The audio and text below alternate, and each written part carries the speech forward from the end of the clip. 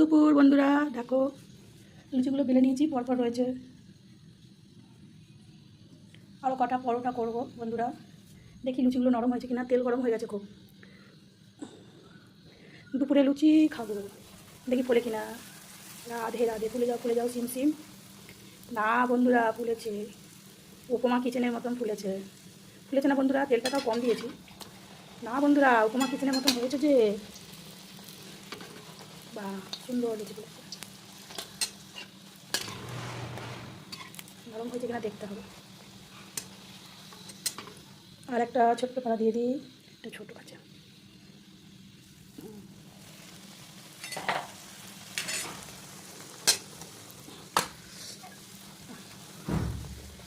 হ্যাঁ ফুলেছে ফুলেছে।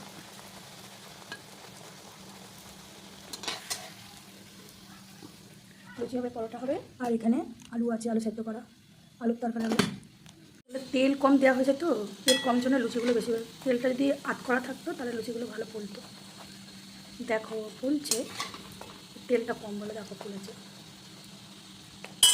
এইটা পুরোপুরি ফুলে গেছে, যা বাবা ফুলে গেল, আমার বেশি ফোলা থেকে। দেখো বন্ধুরা, এটা কতটা ফুলেছে দেখছো? এটা বালিশের মতো করে ফুলে গেছে বন্ধুরা। দেখো ঝাল ঝাল আলুর তরকারি, তরকারি আর লুচি, আর দুপুরে খাওয়া দাওয়া তরকারিটা হয়ে গেছে বন্ধুরা। শুভ দুপুরের লুচি আর আলুর তরকারি, কাঁচা লঙ্কা, শুকনো লঙ্কা আছে, টমেটো দিয়ে। কে কে খাবে তাড়াতাড়ি করে চট জলদি চলে এসো বন্ধুরা। রাধে রাধে, সবাই ভালো থেকে সুস্থ থাকো।